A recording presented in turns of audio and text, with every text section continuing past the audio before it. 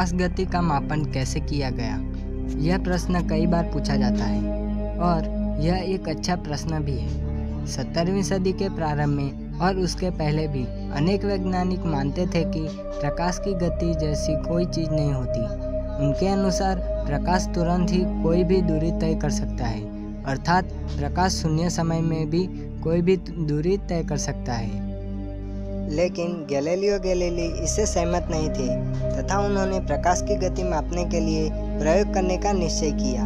वे और उनके सहयोगी ने ढक्कन वाली लालटेन ली और वे एक दूसरे से 1 मील की दूरी पर 2 पहाड़ियों के शीर्ष पर जा पहुँचे।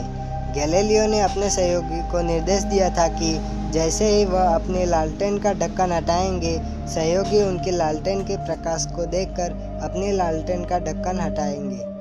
गैलीलियो दूसरी पहाड़ी के शीर्ष से आने वाले प्रकाश द्वारा लगने वाले समय का मापन करेंगे।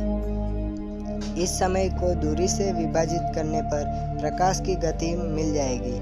यह प्रयोग बुरी तरह से असफल रहा। कारण सरल था, प्रकाश की गति इतनी अधिक है कि 1 मील की दूरी तय करने में उसे अत्यंत नगण्य समय लगा। केवल 0.000005 सेकंड लगा। गैलीलियो के पास समय के इतने छोटे भाग के मापन के लिए कोई उपकरण ही नहीं था, अर्थात आपको प्रकाश की गति के मापन के लिए लंबी दूरी वाले प्रयोग करने होंगे, लाखों करोड़ों मील दूरी के। इतनी विशाल दूरी का प्रयोग कैसे किया जाए? 1670 में एक डेनिश खगोल वैज्ञानिक और रोमर बृहस्पति के चंद्रमा आयो का निरीक्षण कर रहे थे। चित्र में बृहस्पति पर दिखाई दे रहा काला धब्बा आयो की छाया है।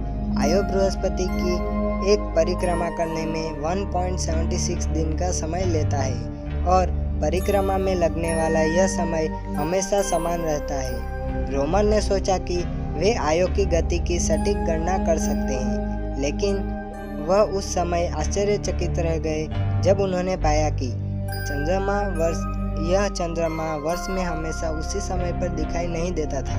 कभी वह समय से पहले दिखाई देता था तो कभी वह समय से पहले दिखाई नहीं देता था। वह विचित्र था। आयो बृहस्पति परिक्रमा में कभी तेजी तो कभी धीमे क्यों करता था? रोमर परेशान हो गए। कोई भी इसका संतोषजनक उत्तर नहीं दे पा रहा था।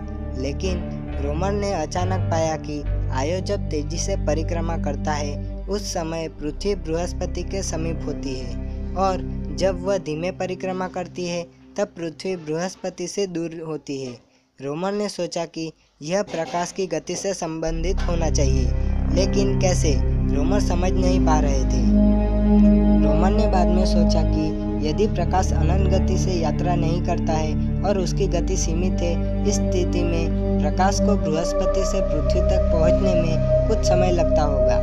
मान लेते हैं कि यह समय x मिनट है। जब आप बृहस्पति को किसी दूरबीन से देखते हैं तब हम उससे निकलने वाले प्रकाश को x मिनट के बाद देख रहे होते हैं, अर्थात बृहस्पति और उसके चंद्रमाओं की x मिनट पुरानी छवि देख रहे होते हैं।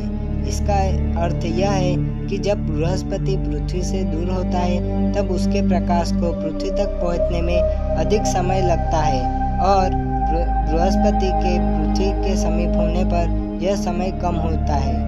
इसका अर्थ यह है कि आयो की बृहस्पति की परिक्रमा का समय एक ही है, लेकिन बृहस्पति की पृथ्वी से दूरी जब कम होती है आयो पहले दिख जाता है, जबकि दूरी अधिक होने पर वह बाद में दिखाई देता है। रोमर ने पाया कि आयो के दिखाई देने का समय के अंतर तथा बृहस्पति और पृथ्वी के मध्य दूरियों में आने वाले अंतर से प्रकाश गति की गणना कर सकते हैं। रोमर ने गणना की और प्रकाश गति को 2,10,000 किलोमीटर प्रति सेकंड पाया। वर्तमान विज्ञान के अनुसार प्रकाश गति लगभग 3 लाख किलोमीटर प्रति सेकंड है। बाद के वर्षों में बेहतर उपकरण और तकनीकों के आविष्कार के फलस्वरूप प्रकाश गति में मापन में सटीकता आते गई और प्रकाश की गति का मापन सटीक होते गया। वर्तमान में उपलब्ध तकनीक से हम अत्यंत परिशुद्ध मापन कर सकते हैं। उदाहरण के लिए अंतरिक्ष यात्री चंद्रमा पर एक चट्टान पर एक दर्पण छोड़कर आए हैं।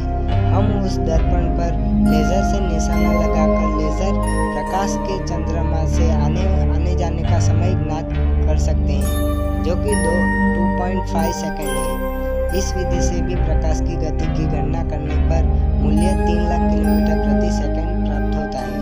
चंद्रमा पर दर्पण रखकर प्रकाश की गति ज्ञात करने का आइडिया भी गैलीलियो का ही था। सभी विद्युत चुंबकीय विकिरण जैसे रेडियो तरंग, माइक्रोवेव भी इसी गति से यात्रा करते हैं। तो दोस्तों, वीडियो देखने के लिए धन्यवाद। और अगर आपको मेरा ये वीडियो पसंद आए तो लाइक कीजिए, अपने दोस्तों के साथ भी शेयर कीजिए और हमारे चैनल को सब्सक्राइब करना मत भूलना।